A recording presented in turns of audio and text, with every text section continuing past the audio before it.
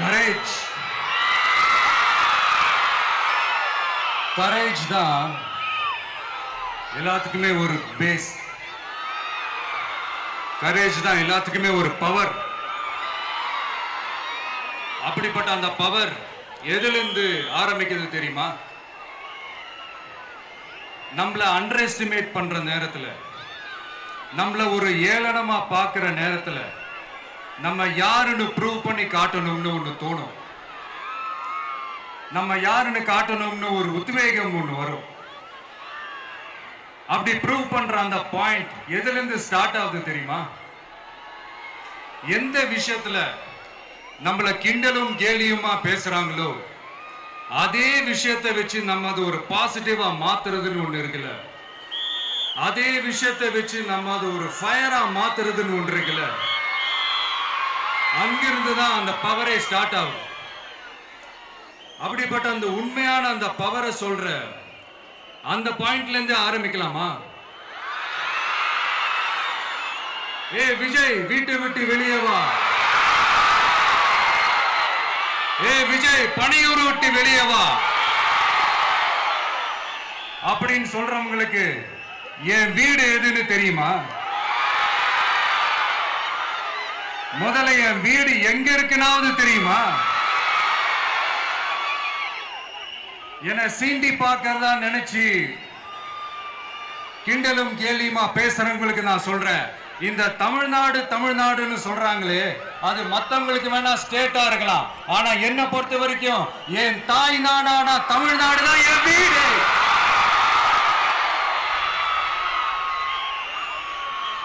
என் வீட்டுல மொத்தம் எத்தனை பேர் இருக்காங்க தெரியுமா? 8 கோடி பேர் இருக்காங்க. ஒட்டுமொத்த தமிழ்நாட்டு மக்களும் என் வீட்டு மக்கள், என் குடும்பம், என் உறவு, என் சொந்தம். எனக்கு எல்லாமும் கொடுத்த இந்த 8 கோடி சொந்தங்களுக்கு இனிமே எல்லாமுமா கூட நிக்க போறது இந்த விஜய் மட்டும்தான்.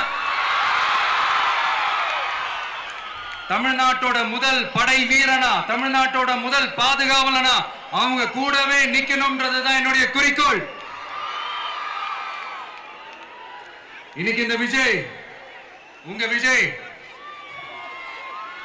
உங்ககிட்ட ஓட்டு கேட்டு மட்டுமே வரல, உங்ககிட்ட நீதி கேட்டும் வந்திருக்கிற. ஆக்சுவலா உங்களுக்காக நீதி கேட்கறதுக்காக தான் நான் அரசியலுக்கே வந்தேன். ஆனா இன்னைக்கு நான் உங்ககிட்ட நீதி கேட்கறதுக்காக வந்திருக்கிறேன். இந்த விஜய் என்னங்க தப்பு பண்ணா? தன்னை நேசிச்ச தன்னுடைய மக்களுக்காக அரசியலுக்கு வந்தா அது ஒரு தப்பா?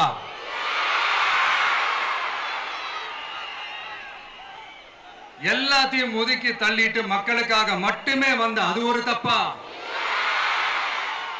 இந்த மத்த கட்சிகளுக்கெல்லாம் மாநாடு நடத்துறதுக்கோ, பொதுக்கூட்டம் நடத்துறதுக்கோ, இல்ல ஹால் ஃபங்க்ஷன்ஸ் நடத்துறதுக்கோ பர்மிஷன் கொடுப்பாங்க, இடம் கொடுப்பாங்க. ஆனா நமக்கு மட்டும் இடம் கொடுக்க மாட்டாங்க, கொடுக்கவும் விட மாட்டாங்க. இது என்னங்க நியாயம்? நான் போய் மக்களை சந்திக்கிறதுக்கோ இல்ல மக்கள் வந்து என்ன சந்திக்கிறதுக்கோ ஒரு உரிய இடமோ இல்ல உரிய பாதுகாப்போ மத்த கட்சிகளுக்கு எல்லாம் கொடுப்பாங்க. ஆனா எனக்கு கொடுக்க மாட்டாங்க, கொடுக்கவும் விட மாட்டாங்க. இது என்னங்க நியாயம்? இந்த SOPs சொல்லுவாங்க, அதனுடைய ஃபுல் ஃபார்ம் வந்து ஸ்டாண்டர்ட் ஆபரேட்டிங் ப்ரொசீஜர். ஆனா எனக்கு மட்டும் அது ஸ்டாலின் சார் ஆபரேட்டிங் ப்ரொசீஜர். இது என்னங்க நியாயம்? இந்த விஜய் உண்மையானவன்றது உங்க எல்லாருக்குமே தெரியும். நமக்கு எதிராக சதி செய்யறது யாரு, நமக்கு எதிராக சூழ்ச்சி செய்யறது யாரு, நமக்கு எதிராக பழி போடுறது யாரு, யாரெல்லாம் ஒன்னா சேர்ந்து இதெல்லாம் செய்யறாங்கன்றது உங்க எல்லாருக்குமே நல்லா தெரியும். அதனால என்னோட சொந்தங்களாகிய உங்ககிட்ட வந்து நான் நீதி கேட்காம வேற யாருக்கிட்ட தான் போய் கேட்பேன்?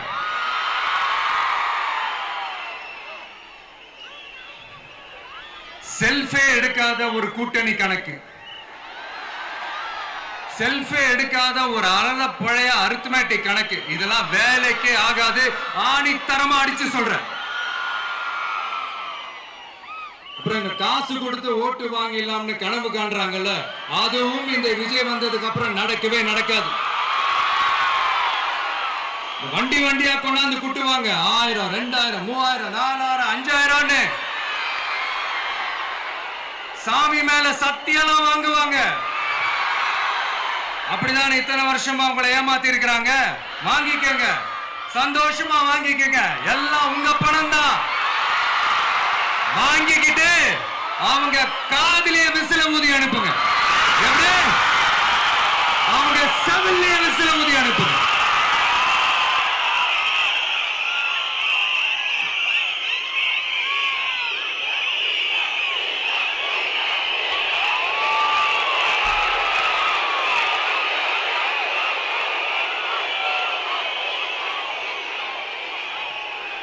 அடுத்து நம்மளுடைய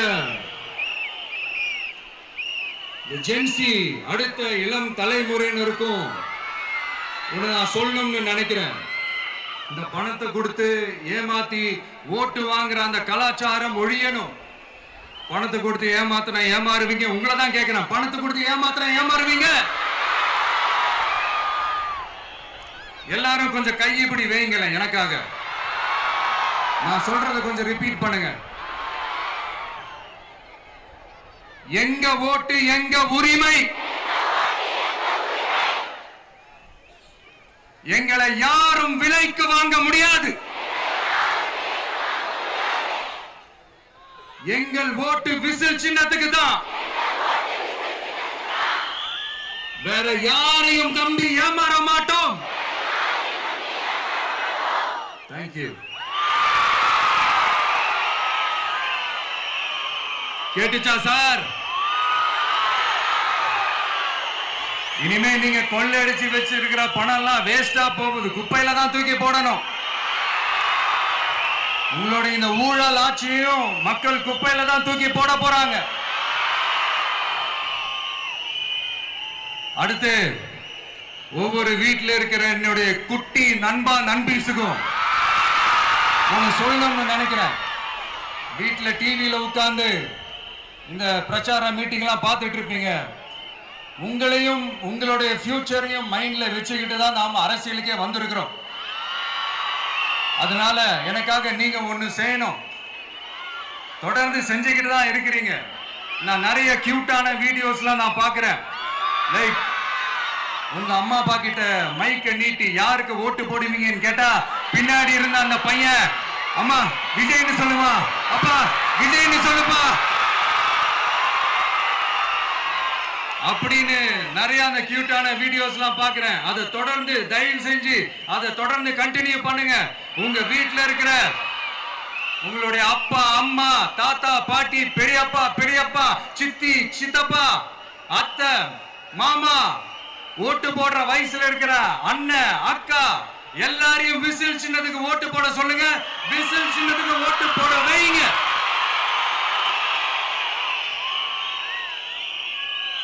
இந்த தேர்தல் நெருங்கிற இந்த நேரத்தில் பொலிட்டிக்கலா ஸ்பீக்கிங் டு த பாயிண்ட் ஒரே ஒரு விஷயம் நான் சொல்லணும். நாங்க அரசியலுக்கு வந்தது எந்த கட்சியும் ஒழிக்கிறதுக்கோ அழிக்கிறதுக்காகலாம் நாம அரசியலுக்கு வரல. யார் மேலேயும் தனிப்பட்ட ஒரு வன்மமோ இல்ல தனிப்பட்ட கோபமோ அப்படிலாம் யார் மேலேயும் கிடையாது. இந்த மத்தவங்க மாதிரி இந்த வெறுப்பு அரசியல் பண்றதுக்காகலாம் நாம அரசியலுக்கு வரல. அரசியல் ரீதியா நம்மளுடைய எதிரிகள் யாருன்னு டிக்ளேர் பண்ணிட்டு தேர்தலில் நின்று ஜெயிச்சு மக்களுக்காக எங்களுடைய நன்றி கடனை செலுத்துறதுக்காக தான் நாம அரசியலுக்கே வந்திருக்கோம். Just want to make this clear. அவங்களை கேள்வி கேட்கறதுக்கு முன்னாடி அவங்களுடைய இயலாமையை மறைக்கிறதுக்காக இந்த ஏ டீம் பி டீம் இதெல்லாம் கூட சேர்த்துக்கிட்டு ஒரே விஷயத்த சொல்லி அழுவுறாங்கல்ல. என்னன்னு சொல்லி அழுவுறாங்க?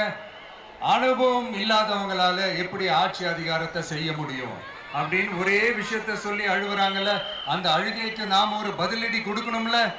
மக்களே, நான் உங்களையே கேட்கிறேன், தெரியாம தான் கேட்கிறேன். இந்த அனுபவம் அனுபவம் அனுபவம்னு சொல்றாங்களே, அதிகாரத்தை வச்சு மக்கள் பணத்தை கொள்ளையடிச்சதை தாண்டி வேற ஏதாவது கொம்பு முளைச்ச பெரிய அனுபவம் இவங்களுக்கு இருக்குதா?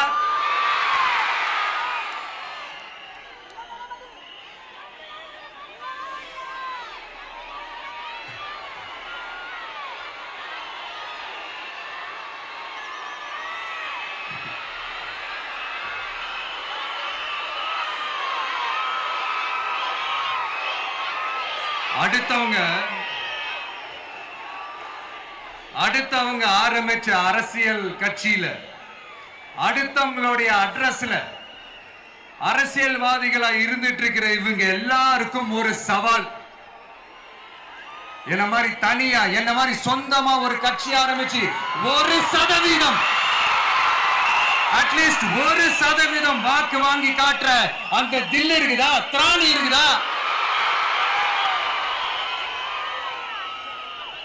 30 வருஷமா மக்கள் இயக்கமா இருந்து இன்னைக்கு மிகப்பெரிய ஒரு அரசியல் கட்சியா வளர்ந்து இந்த கூட்டணி கட்சிகள் மட்டுமே நம்பி இருக்கிற 75 வருஷ கட்சி, 50 வருஷ கட்சின்னு இன்னைக்கு ஆட்சி அதிகாரத்தில் இருந்துட்டு இருக்கிற இவங்க எல்லாரையும் மீறி இன்னைக்கு களத்துல தனியா நின்னு இந்த 2 வருஷத்துல முதன்மை சக்தியா வளர்ந்து 30% தாண்டி இன்னைக்கு மக்கள் ஆதரவை பெற்றிருக்கிற நமக்கு அனுபவம் இல்லையா? உங்களுடைய அனுபவம் என்னன்னு சொல்லட்டுமா? கட்சி ஆரம்பிச்ச அண்ணாவை மறந்தது, கட்சி ஆரம்பிச்ச எம்ஜிஆர் அவர்களை மறந்தது, கட்சியை வளர்த்த ஜெயலலிதா மேடம் அவங்களை மறந்தது. இவங்க எல்லாரும் சொன்ன விஷயங்கள், பேசின விஷயங்கள், எதையெல்லாம் ஃபாலோ பண்ணணும்னு சொன்ன விஷயங்கள் எல்லாத்தையும் மறந்தது. இவங்களுக்கு நமக்கு அனுபவம் இல்லையா? நமக்கு அனுபவம் இல்லதான். கொள்ளை அடிக்கிறதுல எங்களுக்கு அனுபவம் இல்லதான். அதெல்லாம் எங்களுக்கு சுட்டு போட்டால வராது. இந்த கொள்கையை பேருக்கு மட்டும் வச்சுக்கிட்டு நேரடியா சரண்டர் ஆகிறது, மறைமுகமா சரண்டர் ஆகிறது, இந்த மாதிரி அனுபவம் நமக்கு இல்லதான். அதுவும் நமக்கு சுட்டு போட்டாலும் வராது. மக்களை நேசிக்கிற நல்ல குணம் இருந்தா போதும்யா, நல்ல சூப்பரான ஒரு நல்லாட்சி கொடுக்கலாம். நல்லாட்சி கொடுக்கிறதுக்கு மெத்த படிச்ச மேதாவிகளா இருக்கணும்ல ஒன்னும் அவசியம் இல்ல. காமராஜர் அவர்கள் மாதிரியோ, எம்ஜிஆர் அவர்கள் மாதிரியோ மக்கள் சக்தியின் துணையால, மக்கள் மேல அக்கறையா இருக்கக்கூடிய நல்ல அதிகாரிகளின் துணையால சூப்பரான ஒரு நல்லாட்சி என்னால கொடுக்க முடியும், செஞ்சு காட்டுறேன்.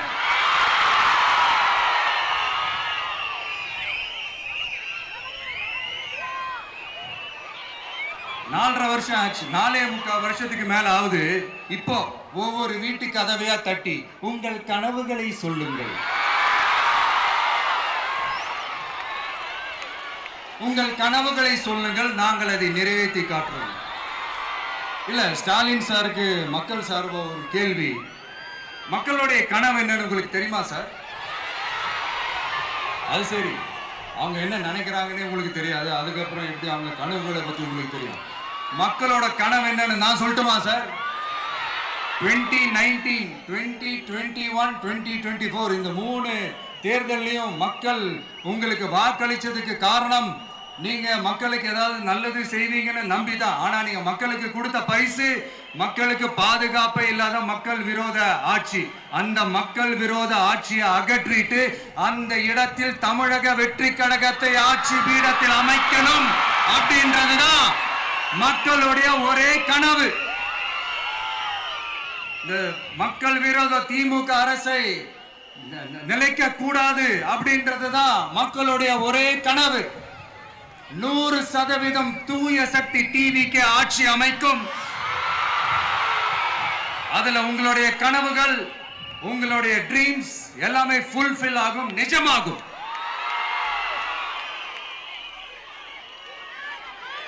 தமிழ்நாடு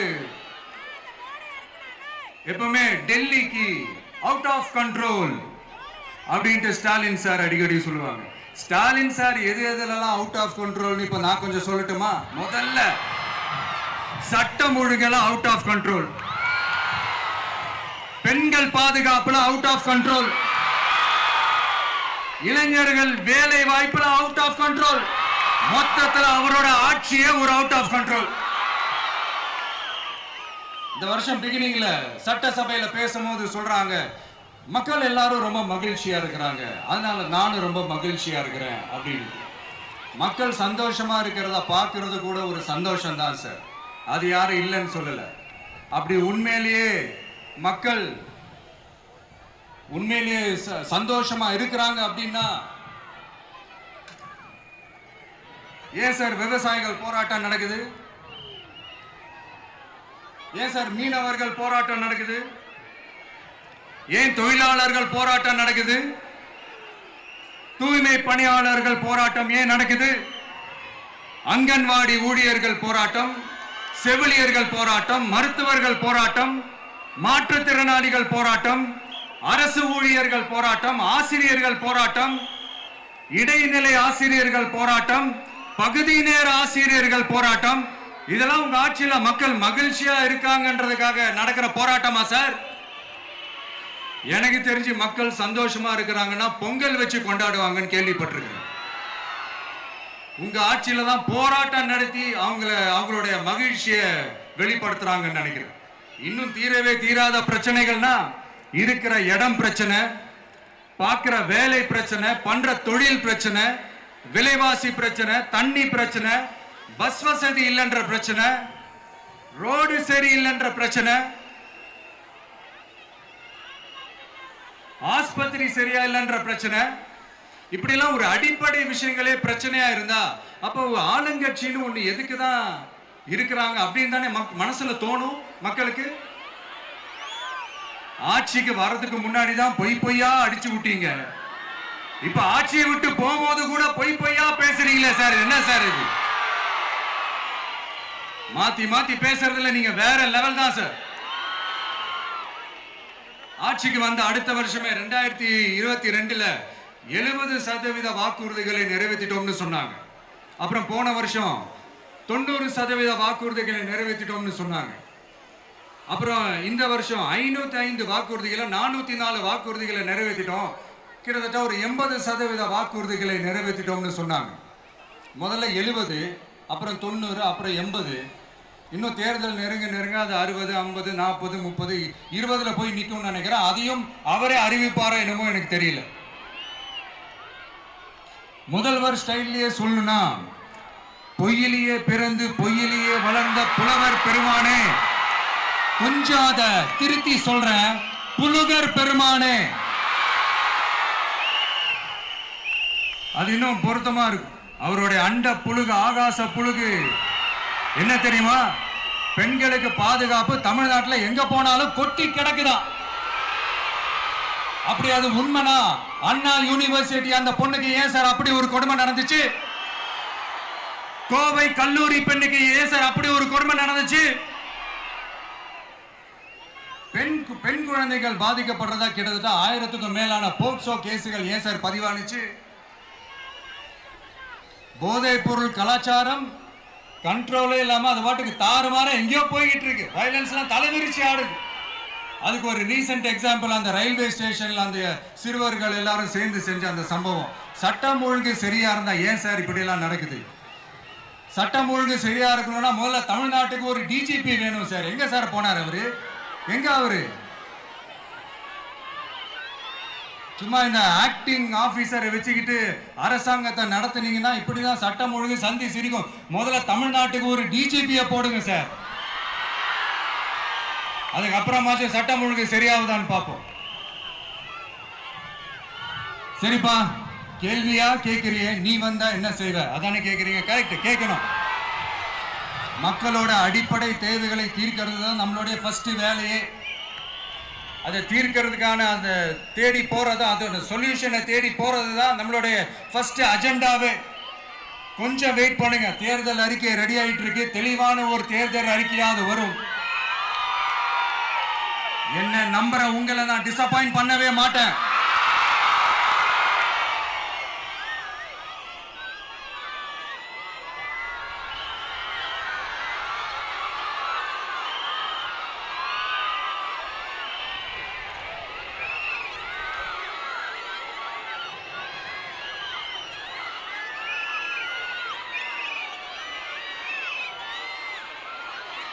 இந்த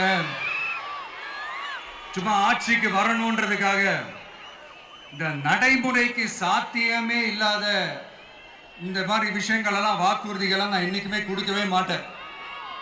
அதே மாதிரி ஆட்சிக்கு வந்ததுக்கு அப்புறம் கூட அவங்க அது தரல, இவங்க இது தரல அப்படின்லாம் பம்மிக்கிட்டு இல்லாம உங்களுக்காக எந்த எக்ஸ்ட்ரீமுக்கும் போய் நான் போராடவும் தயாரா இருக்கிறேன். அதனால நான் மறுபடியும் இதை நான் ரிப்பீட் பண்றேன். இவ்வளவு நாள் இதை நான் மட்டும் தான் சொல்லிக்கிட்டு இருந்தேன். இப்ப களமே சொல்லுது, ரெண்டே ரெண்டு பேருக்கு நடுவுல தான் போட்டியே.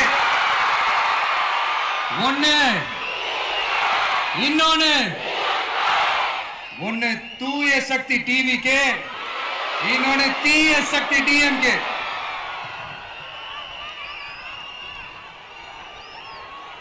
இப்ப நம்ம இந்த எலெக்ஷன் விஷயத்துக்கு வருவோம். விஜய் என்னப்பா இவரை மட்டும் தான் எதிர்க்கிறாரு, இவங்களை எதிர்க்க மாட்டேன்றாரு, அவங்கள பத்தி எதுவுமே சொல்ல மாட்டேங்கிறாரு. இல்ல நான் கேட்கிறேன், இது யாருக்கான எலெக்ஷன்? தமிழ்நாடு சட்டசபைக்கான ஒரு தேர்தல்.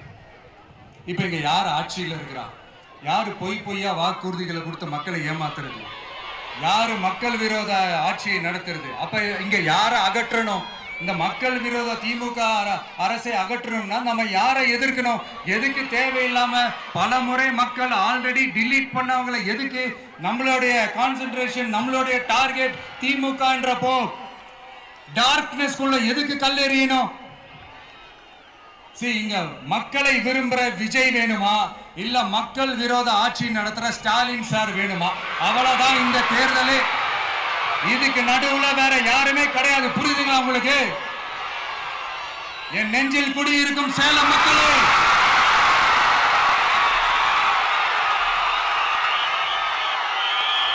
one last simple question. Vijaya நம்புறீங்களா, ஸ்டாலின் சார நம்புறீங்களா? அவ்வளவுதான், முடிஞ்சு போச்சு. கதம் கதம். போர் முழக்கவங்களை ஒரு நிமிஷம் கூட தூங்க விடாது. இந்த போன லாஸ்ட் வீக் இந்த டிஎன்பிஎஸ்சி இந்த எக்ஸாம்ஸ், இந்த குரூப் 2 எக்ஸாம்ஸ் அதை அனௌன்ஸ் பண்ணிட்டு உடனே அதை கேன்சல் பண்ணிட்டாங்க. இது உலகத்துக்கு எல்லாருக்கும் தெரியும். கேன்சல் பண்ணிட்டு ரொம்ப சிம்பிளா டெக்னாலஜி இதோ சம் ஃபால்ட், டெக்னிக்கல் ஃபால்ட் அப்படின்னு சொல்லி அதை கடந்து போயிட்டாங்க. இத்தனை வருஷமா ராத்திரி பகலமா கஷ்டப்பட்டு படிச்சு எப்படியாவது நமக்கு அந்த வேலை கிடைக்காதான்னு அந்த எக்ஸாம்ஸை ஃபேஸ் பண்ண வந்த நம்மளுடைய தம்பி தங்கைகள் எவ்வளவு ஒரு மன உளைச்சலுக்கு ஆளாயிருப்பாங்க. அதை யாராவது யோசிச்சு பார்த்தீங்களா? ஒரு எக்ஸாம்ஸை ஒழுங்கா நடத்த தெரியல, இதுல உலக நாடுகளோட போட்டி போடுறாங்களாம். நம்மளுடைய தம்பி தங்கைகள் நம்ம அம்மா அப்பா கிட்ட சொல்லுங்க, யாரும் தைரியம், எல்லாரும் தைரியமா இருங்க. வரப்போறது உங்க ஆட்சி, நம்ம ஆட்சி.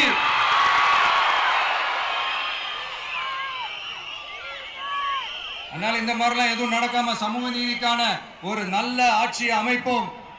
இளைஞர்களின் வேலை வாய்ப்புகளை மனசுல வச்சுக்கிட்டு டிரான்ஸ்பரண்டா அதுக்கான ஒரு தீர்வை காணுவோம். நான் விக்கிரவாண்டி மாநாட்டில் பேசும்போது ஒரு பொலிட்டிக்கல் பாம் ஒன்னு சொன்ன ஞாபகம் இருக்கா? ஆட்சியிலையும் பங்கு, அதிகாரத்திலையும் பங்குன்னு ஒன்னு சொன்னேன். இப்போ அந்த பொலிட்டிக்கல் பாம் எல்லா கூட்டணியிலையும் வெடிச்சுக்கிட்டு இருக்கு, தாறுமாற வெடிச்சுக்கிட்டு இருக்கு. ஸ்டாலின் சார்லாம் பதறாரு. ஆட்சி அதிகாரத்துல பங்கெல்லாம் தமிழ்நாட்டில் ஒத்து வராது அப்படின்னு சொல்றாரு. அவங்கள பொறுத்த வரைக்கும் ஜெயிக்கிறதுக்காக மட்டும்தான் கூட்டணி, மற்ற எல்லாத்துக்குமே அவங்க தனி அணி, அவங்க மட்டுமே ஒரே அணி. வெல்வோம் ஒன்றாக, ஆனா வரும் வெல்த் எல்லாம் பார்ப்போம் தனியாக. அந்த வெல்வோம் ஒன்றாக என்றது இதுதான் அந்த சீக்கிரட்டே. புரிய வேண்டியவங்களுக்கு நல்லா புரியும் நினைக்கிறேன். உங்களோட நான் இருக்கேன், நம்மளோட நம்ம மக்கள் இருக்காங்க. இதுக்கு மேல என்ன வேணும்? கான்பிடென்டா இருங்க, நல்லதே நடக்கும், வெற்றி நிச்சயம். மீண்டும் சந்திக்கும் வரை நன்றி, வணக்கம்.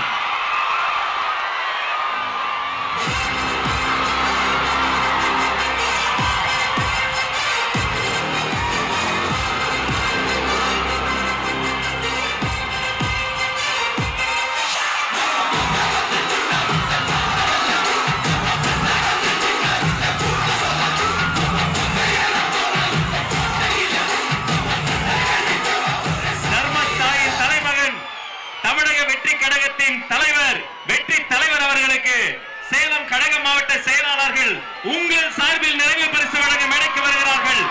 சேலத்து இளம் சிங்கம் தமிழன் பார்த்திபன்.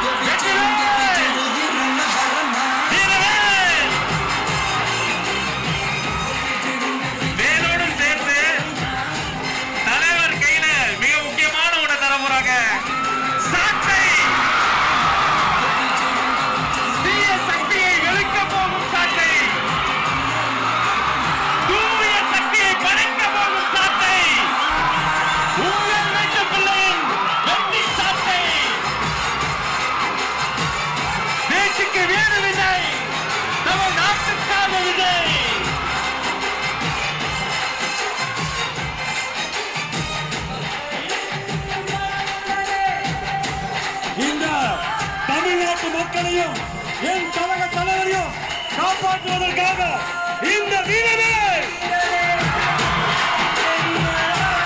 ஊழல் சக்திகளை ஓங்கி அடிக்க கோட்டை விரட்டுவோம். ஊழல் சக்திகளை நல்வாக்கி தருவோம். நன்றி. கழக மாவட்ட செயலாளர்களுக்கு நன்றி.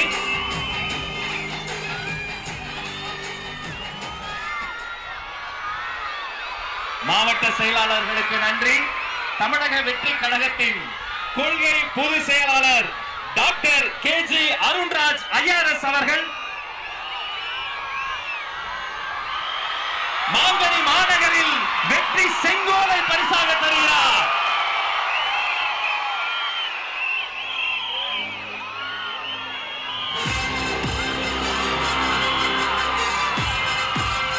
அந்த வெள்ளி செங்கோலோடு சேர்த்து மக்களின் சார்பில் மாங்கனி மாநகரில் மாவட்ட கழக செயலாளர் மக்கள் சார்பில் பொன்னிற செங்கோலையும் தருகிறார்.